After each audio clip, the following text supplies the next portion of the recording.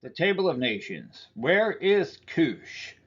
It's a great question. I get this question maybe more than all other questions. The answer is Arabia. Yes, it is. Just hang on. Once we get past the second slide of Jubilees telling you that it's directly east of Egypt, you're going to know that the only thing east of Egypt is Arabia, and that Cush is Arabia. My name is Daniel Adam Fink. I'm a Bible reader.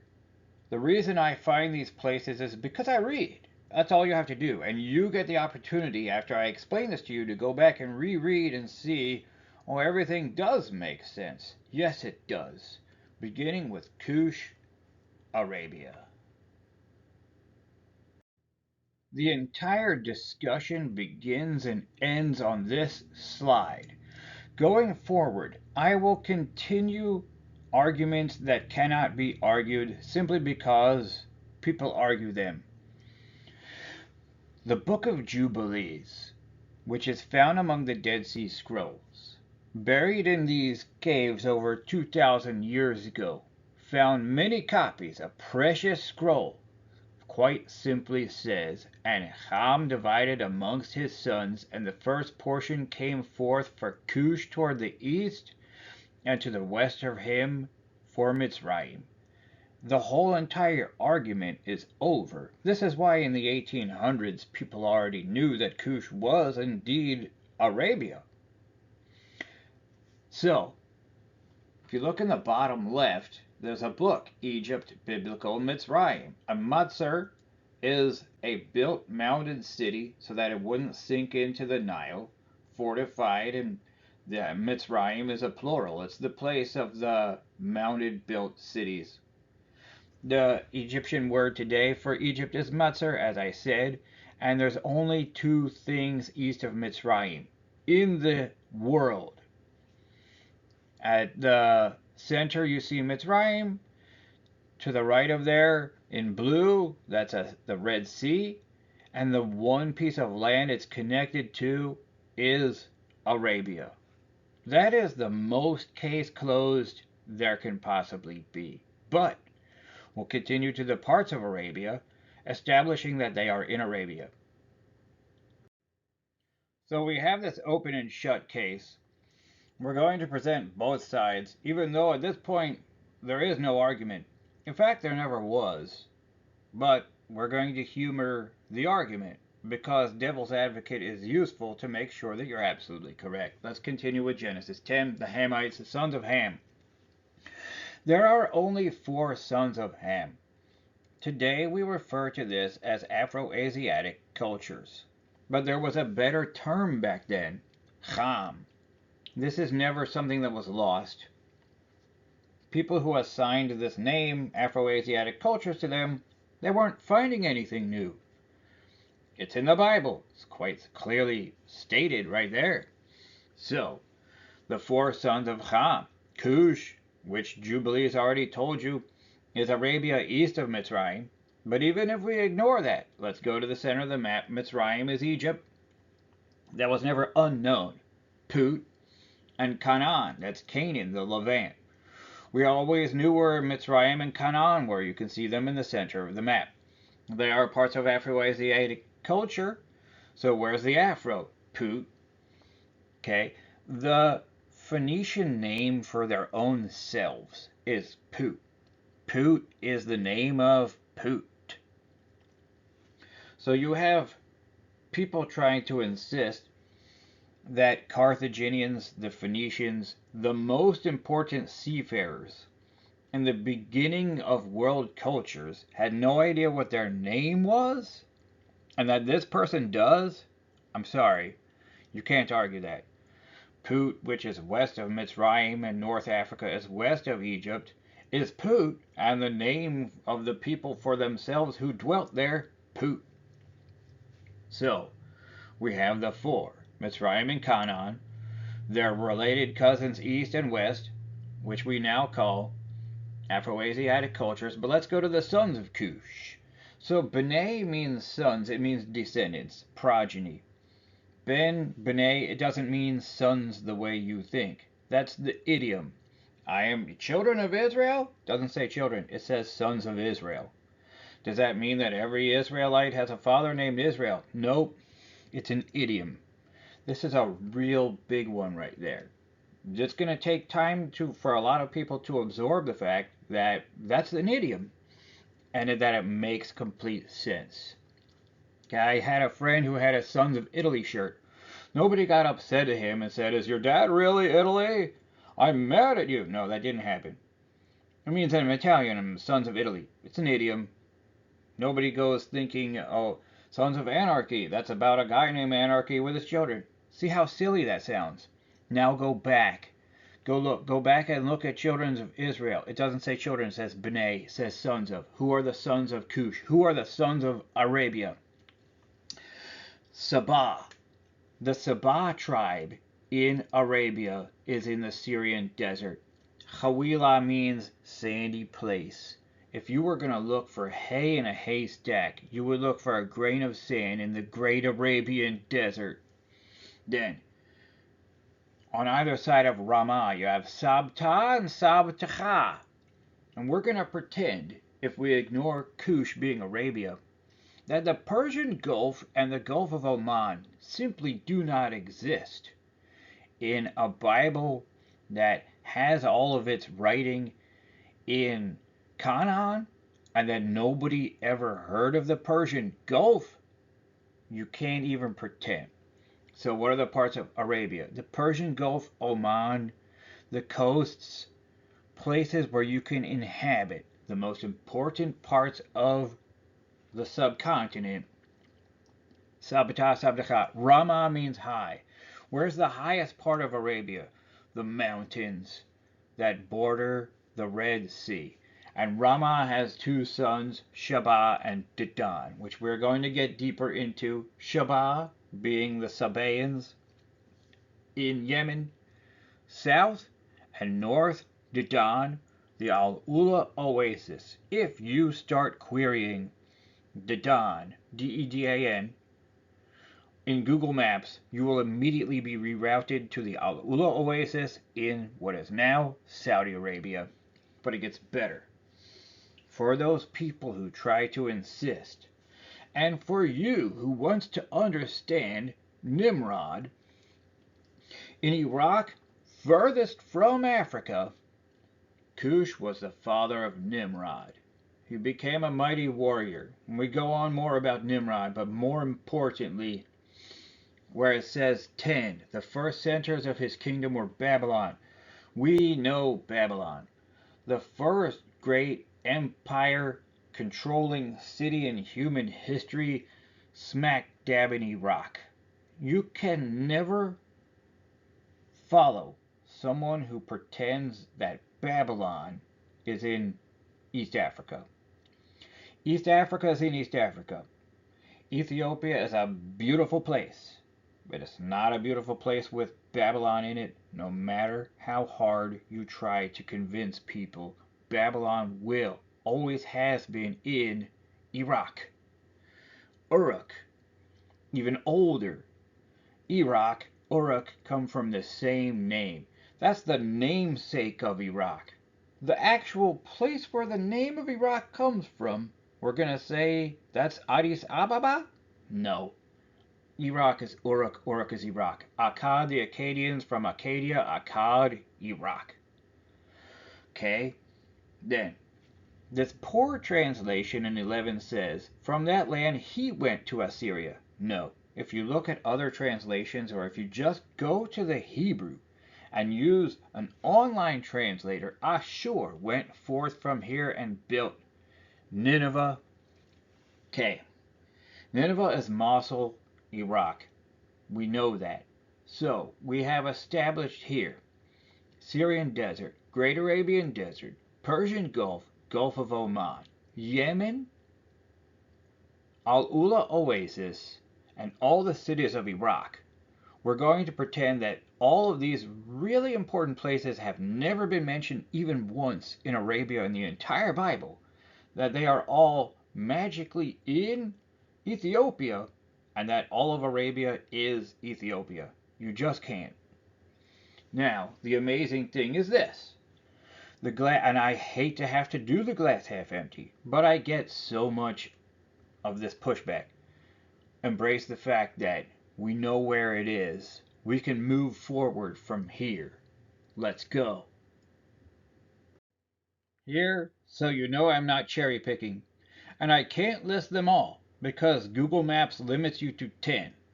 I've got a snapshot of the sons of Cush, the descendants of Arabia, where they are in Arabia. Let's go. From the bottom right, there's a bunch of blue sea in a red rectangle, bottom toward the right, throne of Queen Sheba. The Queen of Sheba, the accent is on the second syllable. We do not have a letter schwa in English. Sheba is in fact Sheba, rhymes with huzzah or guffaw usually. So that one's Sheba. Midyan is going to rhyme with guffaw. That's why you're going to see these vowels be interchangeably wrong all the time. Think guffaw. So, throne of Queen of Sheba, quite clearly in Yemen, in Arabia. So, for starters, that can't possibly be in Ethiopia. But really, the great thing about it is you can go there. You have to be careful. There's a lot of bombing going on. I can't wait for that to end. But in the meantime, that's in Yemen and Arabia. Now let's go up from there to the next red rectangle, right of center. In the middle of the Arabian Peninsula, that's Saudi Arabia. Okay, now from Saudi Arabia, go left to the sea at the center of the map. That's the Red Sea. If we go up the coast of the Red Sea to the very next red rectangle, Al-Ula, that's the Al-Ula Oasis, Dedan. Notice how the road goes. From the very first one at the bottom, throne of the Queen of Sheba, through, is that Makkah? Is that Mecca? Yeah, and Medina too? Yes. This is the Spice Road. So why is Dedan so important? Why Al-Ula? It's a very important part of the Spice Road. Okay? This is one of the most important routes in history. Continuing north of there, what if you wanted to bypass them? What if you wanted to go to a port at the head of the Red Sea? So back to the Red Sea in the center. Center of the map, where the Red Sea forks into two. To the right you see Midyan. Why is Midyan so important? It's a port. It's a very important trading port right there. So, Midyan, east of Sinai, is a port east of Sinai. Very important. Yes, it gets better. Before the Bronze Age, there was a Copper Age. The very earliest metal technology before bronze began was copper tools. In and around this area, at the center of the map, were Egypt, what is now present day Israel, Jordan, Saudi Arabia, Palestine, where they all meet. That's where copper culture came from. So important, pivotal for the foundation of the Bronze Age. Now, from Midyan at center, let's go across the Arabian Peninsula to the next right of Midyan, Blue Sea, the Persian Gulf. At the head of that gulf, up and left a bit, the very first city, Uruk, as we know, founded by Nimrod, son of Cush, namesake of Iraq, Uruk, they are the same name. This is where city building in Iraq began. The great culture of Mesopotamia from there. Now, next, northwest, up and to the left, you can see it on the very far left of the slide, Nippur. The name didn't show up on Google Maps. That's the sacred city at the very center of the plain. And next from there, ancient Babylon, right by the word of the nation Iraq. That's Babylon. Babylon has and always shall be in Arabia, never in Ethiopia. I can't believe I would ever actually have to tell you that. But you are surrounded by people insisting that all of these parts and the sum total of Arabia are not in Arabia. Okay, so that's one right there. 2 Jubilees tells you that they're in Arabia, and that they are smarter than the book of Jubilees, and that they are magically, Saudi Arabia is magically in Ethiopia. Yemen is magically in Ethiopia. Iraq is No, they aren't. The great thing about it is, they are where they are. Now you can actually understand. Going to the very top of the map, there's a cluster of 3 places. Ashur, that's the city that Ashur is named after, which we incorrectly call Assyria. The Y is a U. It's Ashur, Ashuria.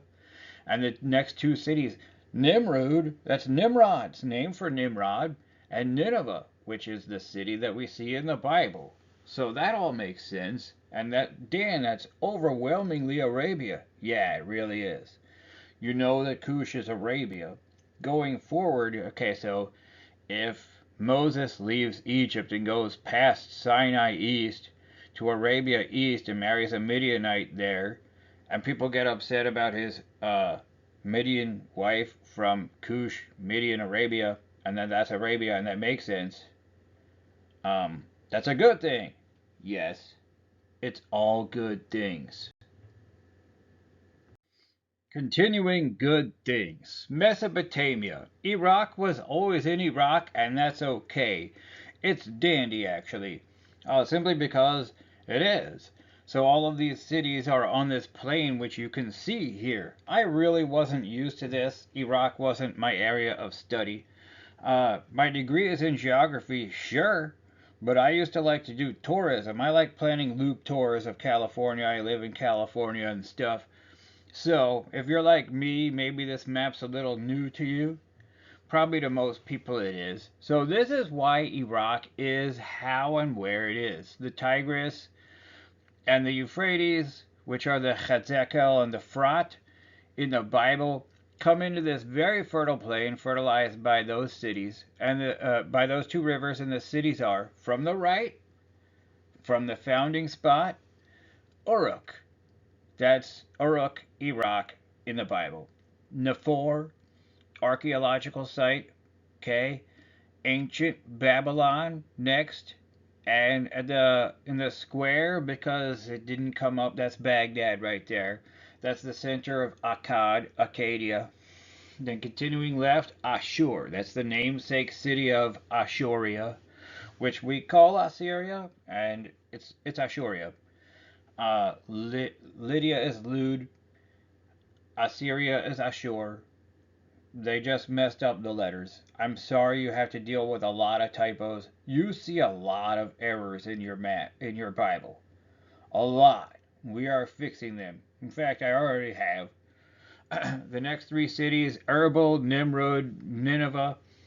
Here you can see the cities of Nimrod, why and where they are on these fertile rivers, surrounded by what would, to the west, which is down on this map, be quite inhospitable desert.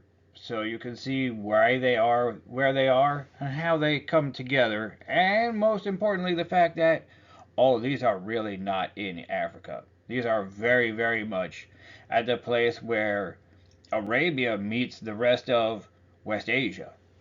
Cush is in Asia, and that's okay. Sheba. You may have gotten excited at the top of here and said, yay, Sheba. Well, it's Sheba. The accent is on the second syllable. Again, we're going to default to things that either rhyme with huzzah or guffaw, such as Jabal Marad. Let's go down Marib and Marad, how they come together. So, the capital city, Sheba, is today called Marib. We have Al-Murad.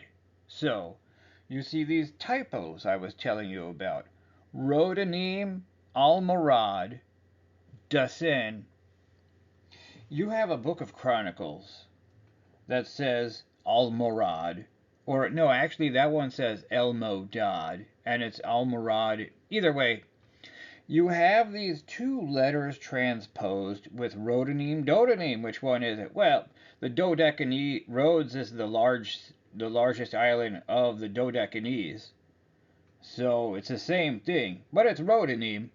Rhodes culture. Why?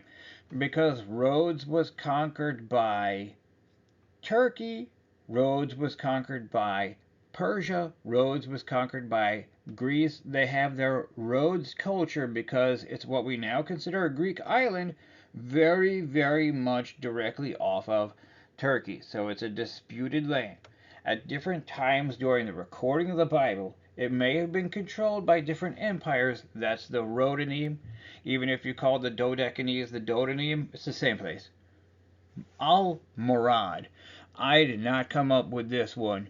McClintock and Strong's Biblical Cyclopedia pointed out we would not be surprised if El Modad is Al-Murad, and that's the Murad tribe. Why? Because they're the tribe where Yemen was founded, where the city of Sheba was founded.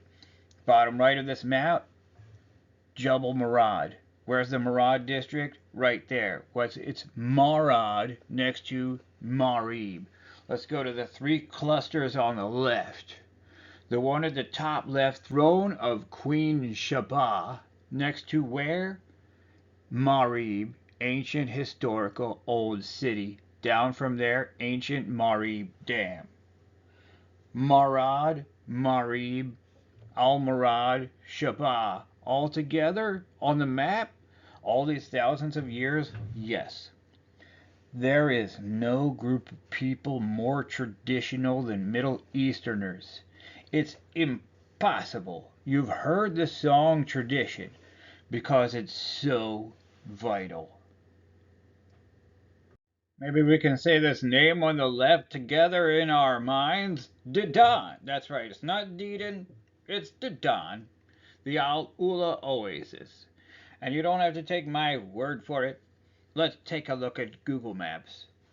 Okay? On the left, before we get to the little dots, we have Dedan Trail, Dedan Visitor Center, Dedan, the Al-Ula Oasis, Al-Ula Old Town. Why? Dedan is Al-Ula. What's more important about it? Oh, they're in Saudi Arabia. So these are the places named as sons of Cush. That's right. And they're in Saudi Arabia? Uh-huh. So that means two things. A is they're in Arabia. It's too bad we spend so much time on B, the glass half empty. They're not in Ethiopia. It's cool. I can't wait to go to this place. And 3, 2, 1, Midian.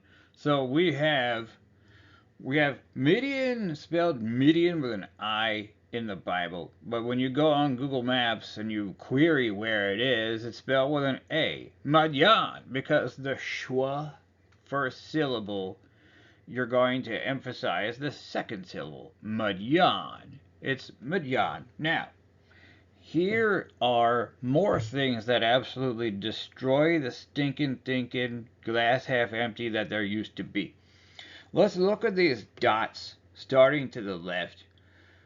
Musa alayhi salam. So we're just going to say, oh, these people in Midian have no idea anything about the Bible or Moses. They're completely ignorant. No. That will be us being ignorant. To pretend that we know more about Midian than the Midianites. Okay, next, Midian. Okay, what's the next name? That's Moses' well. Okay, and then finally Al-Bad. That's the name of the city. So there's Midian right there. And, well, there's Moses things there. Well, of course there are. It's Midian. That's Midian in Arabia. The glass is half full. More, the glass is half empty. The glass was half empty.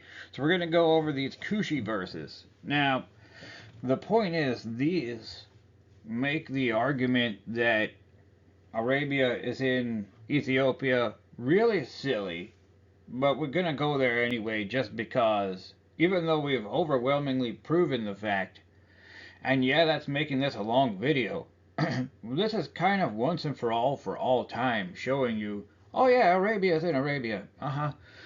Consider, would Arabia never be in the Bible? Could we invent somewhere in the space-time continuum where that could actually make sense. No, we can't. But let's just go to some verses that just make it painfully obvious. Painfully from the negative point of view, and which make it extremely obvious, and we can actually go from here once we are all full. Numbers 12. And Miriam and Aharon spake against Mashah because of the Cushi woman whom he had married, for he had married a Cushi woman. Okay? He married a Cushi woman in Cush. We already established that Midian is actually Midian in Saudi Arabia, in Arabia. Yes. So Mashah went to Midian, married a Cushi woman from Cush, Midian, Saudi Arabia, and Arabia's Cush. Correct. Well, how does that figure into the whole 3,000 miles away Ethiopia? Again, it doesn't, especially the fact that we know where Midian and Arabia are. Let's go to the next verse. Judges 3. Therefore the anger of Yahoo was hot against Yasharel, and he sold them under the hand of Cushan-Rishathaim, king of Mesopotamia. So there you go. On is the land of. Ammon is the land of the Cushan is the land of Cushan, king of Mesopotamia. And the children of Israel served Cushan-Rishathaim 8 years. Again in verses 10, delivered from Cushan-Rishathaim, king of Mesopotamia. So Mesopotamia, again, trying to prove that Mesopotamia in Iraq, on the part of Arabia furthest from Africa, is in fact not just in Africa, but many thousands of miles away in Ethiopia. Silly. It sounds silly. Let's continue. But the other thing is this. Now you understand Cushan-Rishathaim. Why would an Ethiopian person be king of Mesopotamia and have no one ever hear about it? Well, that's a trick question. You can't. It would be a Mesopotamian king of Mesopotamia. Oh, that makes sense. Yes, so does Ezekiel 29. Behold, therefore, I am against thee, against thy rivers. Okay? And I will make the land of Egypt utterly waste and desolate. Okay, so there's Egypt. I'm going to poke a hole in your argument, Daniel. No, you're not. No, you're not. Continue. Just from the Tower of Syene, that's Swan. Again, the Y is a U. We call it Aswan today. From the Migdal of Swan, the guard tower of Aswan, even unto the border of Cush. So, we're going from Aswan, the southern end of Egypt, to the border of Cush. Would Ezekiel make himself such a fool to say that the distance is no distance? Okay, the distance being no distance is no distance. Do you mean to infer or insinuate that Ezekiel is so ignorant and that you are not, whoever these persons are, trying to make this argument to say the border from Aswan to Aswan? The border is Aswan to the Delta, to Arabia, not from Aswan to Aswan. You want to act like he's saying, oh, I'm going to take over all of California from San Diego to San Diego. Okay? Cush is Arabia. Look at any map of Egypt. We go from the Aswan High Dam to the Delta. Cush is Arabia. The ends, these are the two ends of Egypt. Period. Habakkuk 3. I saw the tents of Cushan in affliction, and the curtains of the land of Midian did tremble. So these same people trying to insinuate that Ezekiel would have no idea the ends of Egypt and make a complete laughingstock by saying from Aswan to Aswan are going to have Habakkuk go about the tents of Cushan, the land of Cush, and Midian. How would there be some connection between the small corner of Arabia, Midian, next to Israel, and Ethiopia and East Africa? Don't. Next, Esther 1. Now it came to pass in the days of Ahasuerus This is Ahasuerus. Think of Xerxes. Think of the Achaemenid Empire, the Persians, the Iranian empires who reigned from India. The word is hoodoo. This is the Iranian plateau, even unto Cush, over 127 provinces. The Persians did not conquer East Africa. All facts are good facts. The fact that we know where these emperors conquered is a good thing. We know. Hoodoo, Iran, Cush, Arabia. P.S. Would Arabia never really be in the Bible? Trick question. It is. Arabia is in the Bible. Iraq and Saudi Arabia are in Arabia. If you've stuck through this, really sorry about the tone. I have been so positive about this, but and the people I speak to personally always kind of seem to get it, but we have a very stuck, discouraging group of people, and they're trying to argue against the Bible to you and to me, to everyone they can. Now, you should be really glad about the whole Cush thing and the Bible thing. Take a look at it with new eyes. You can dispel all of the things that have never made sense and embrace the fact that, yeah, now that I get it and it makes complete sense in every possible way, on levels I haven't even seen, because it's every possible level to the point it's not even levels, it just is. Cush is Arabia. The Bible is the Bible. That's amazing. We can now see a complete map of the table of nations and how it all makes sense together. I love the Bible. I love the fact that in our lifetimes we're able to understand something that people have wondered or doubted we ever could. We do. We know. In the table of nations, where is Cush? Cush is Arabia, and all the parts of Cush are the parts I've just showed you. My name is Daniel Adam Fink, Torah reader. This is my Torah book report. Join me, help me to help you. Whatever maps you want presented and however you want them to be presented, I'll make them. Anything you want to know, ask me. If you have a blog you want me to join, a talk show to want me to, if you have questions, just ask me.